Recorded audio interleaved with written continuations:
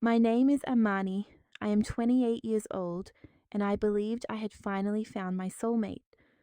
Unbeknownst to him and everyone else, I inherited a company worth $50 million from my grandfather, a secret I guarded closely by presenting myself as a modest nonprofit coordinator, all to discover a love untainted by wealth.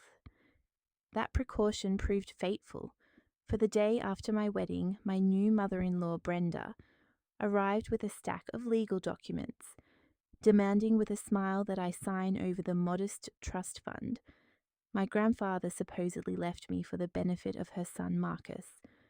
I signed exactly as instructed.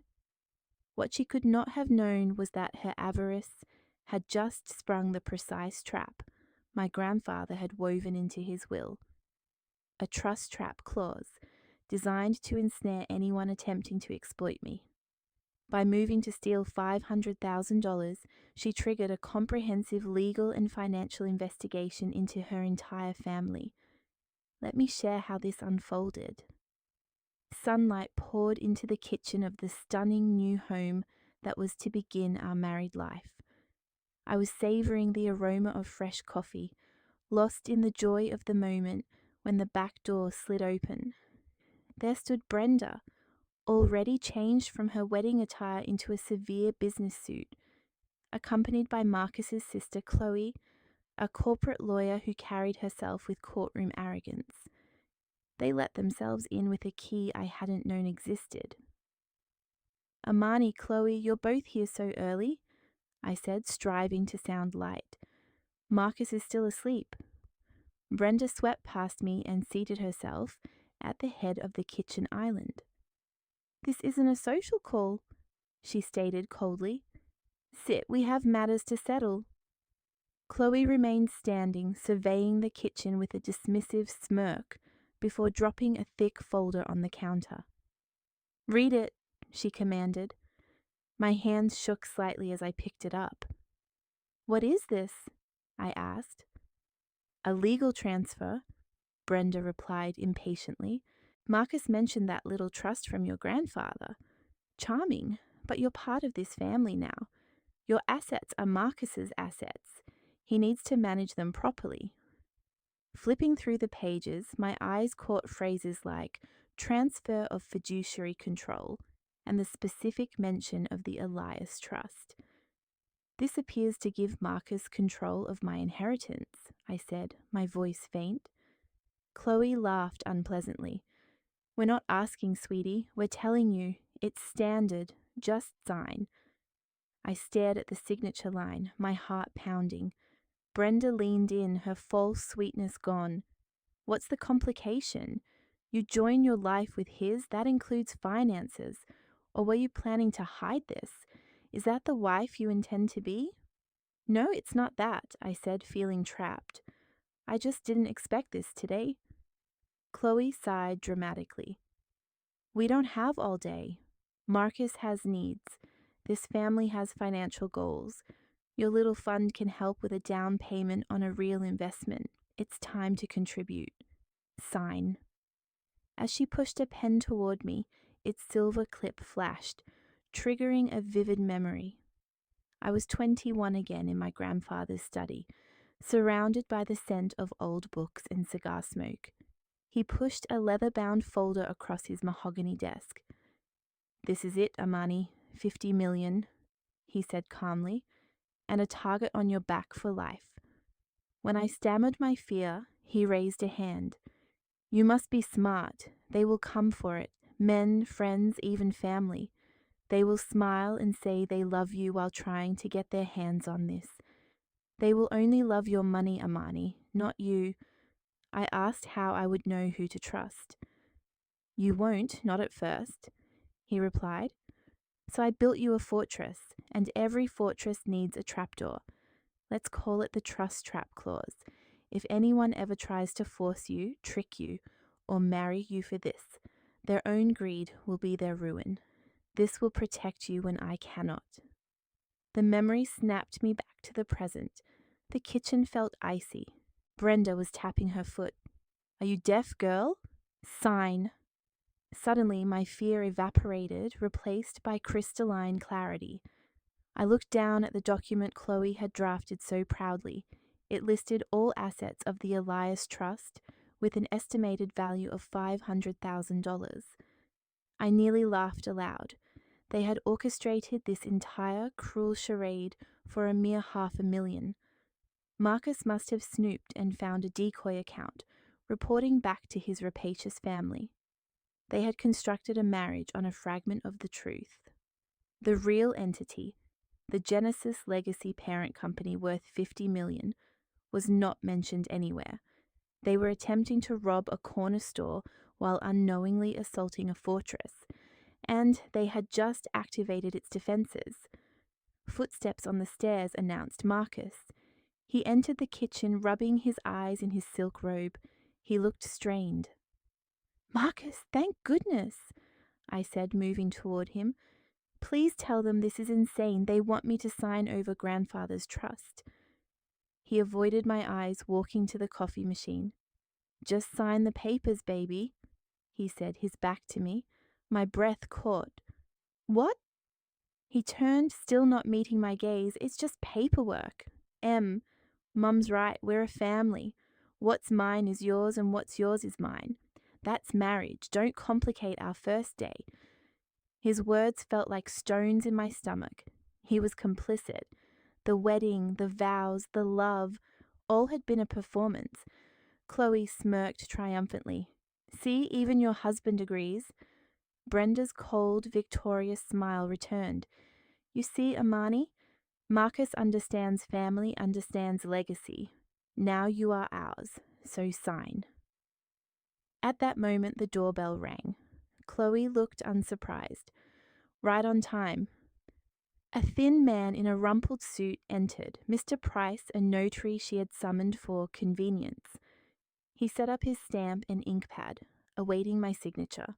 The pressure was complete. My husband, his mother, his sister, and a stranger cornering me in my own kitchen less than a day after my wedding. I looked at Marcus one final time. He gave a tight, urging nod.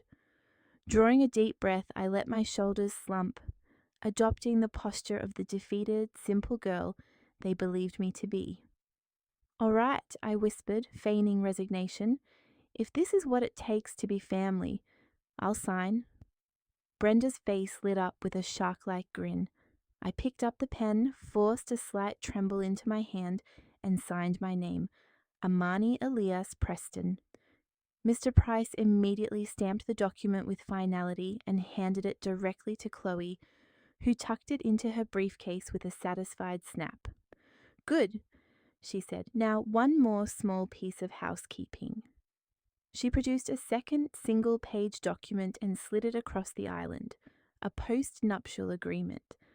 I read the line, "I, Amani Preston, hereby waive any and all claims to current and future assets of Marcus in the event of separation or divorce." "This says I get nothing if we divorce," I stated flatly. Chloe shrugged. "It's a post-nup. It keeps things clean, protects Marcus from misunderstandings." Brenda added with false sympathy, "It protects the family assets. The ones Marcus worked so hard for. A woman coming in, we must be careful." I turned to my husband. "Marcus?" He stared at the floor. "Baby, it's just a formality. You know how Mom is. It'll make her happy. It doesn't mean anything." I picked up the pen again. "You're right," I said, my voice hollow. "Just a formality." I signed again, this signature as meaningless as the last, but they didn't know that. They believed they had simultaneously locked me out of their wealth and seized mine. With the document secured, the mood shifted. Marcus hugged me from behind, kissing my neck. I fought not to recoil. "Thank you for understanding, baby," he murmured. "Actually, now that we're on the same page, there's an opportunity I wanted to discuss." He described a once-in-a-lifetime tech startup tip requiring a $100,000 buy-in by Friday. "Now that we're merging assets, you could pull that from your trust. For us, our first big investment together." he said, his face eager. The audacity was breathtaking. Minutes after coercing me into signing away my rights, he was already trying to liquidate what he thought were my assets. $100,000 is a lot, Marcus, I said, feigning hesitation. Exactly, he beamed. We could double it in a month. It's for our future. Brenda and Chloe gathered their things, radiating triumph. Wonderful, Brenda said, patting my shoulder condescendingly. Now this is a proper family. We'll see you Sunday. They departed. Marcus kissed my forehead. Thank you, baby. Now why don't you call your bank and start that transfer? I'll hop in the shower. He headed upstairs. I listened to the shower start, then the house fell silent. The frightened facade melted from my face.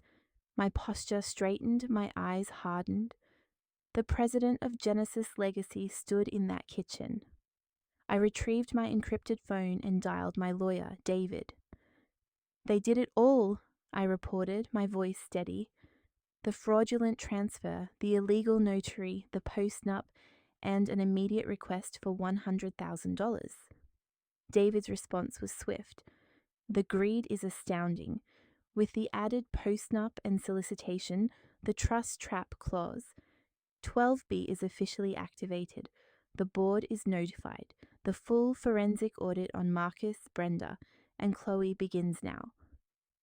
Impatient after 2 hours without news from Marcus, Chloe and Brenda went directly to the Boston Capital Bank, downtown. Chloe marched to the private client desk, presenting the signed documents to the manager, Mr. Harrison. I'm here to execute an asset transfer. My client, Marcus Preston, has been granted control of the Elias Trust by his wife. Everything is signed and notarized. Mr. Harrison reviewed the documents and typed quietly for a tense minute. I'm afraid I cannot process this, he finally said. The Elias Trust has specific protocols. The notary, Mr. Jerry Price, is not on the authorized list. Only 3 approved notaries in the country can authenticate such a change. This request is denied.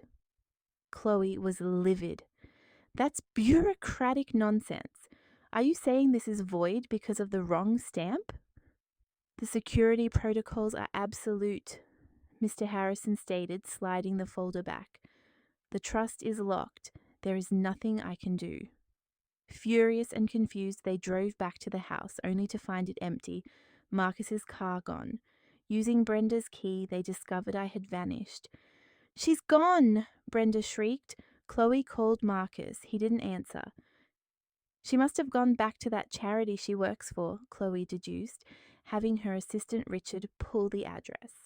They drove to a modest apartment above a laundromat and banged on the door.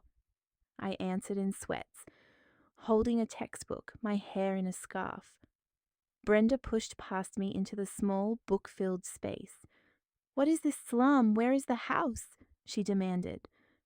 I don't know what you mean, I said, playing confused. This is my home. The house Marcus showed me was a rental he borrowed from a friend. Chloe stepped forward, ignoring the surroundings. Enough games. Why was the notary rejected? I shrunk back, letting my eyes well up. Notary? I signed the papers you gave me. I just work at a non-profit. My grandfather was old-fashioned and careful. Maybe he was just protecting me. I did what you asked. My personal phone rang then. Marcus. I answered with feigned confusion. Marcus, is everything okay? His voice exploded, stripped of all charm. Amani, where is the money? I need that 100,000. The deadline is Friday. Why are you making this difficult? I'm trying, I stammered. I went to the bank, but they said the notary was wrong, that there's a list. I don't care about your grandfather's stupid rules, he shouted, and I heard tense voices in the background. The scene shifted in my mind. I saw him in a dark, smoky back room, a large bookie standing ominously behind him. Sell something, Marcus yelled, panic clear. Sell that jewelry he left you. I don't care how, just get me the money by Friday. He hung up. In that back room, the bookie put a heavy hand on Marcus's shoulder. Friday, Marcus, or your new wife becomes your new widow. Understand? I set my phone down calmly and sipped my tea. This wasn't about an investment, it was about a debt. His desperation was worse than I'd imagined. Back in her law office, Chloe, furious and humiliated by the bank's rejection, decided on a new tactic. 2 days later, a process server arrived at my apartment. I was served with a lawsuit filed by Marcus and represented by Chloe, demanding the court enforce the transfer of the Elias Trust, accusing me of fraudulent concealment of marital assets.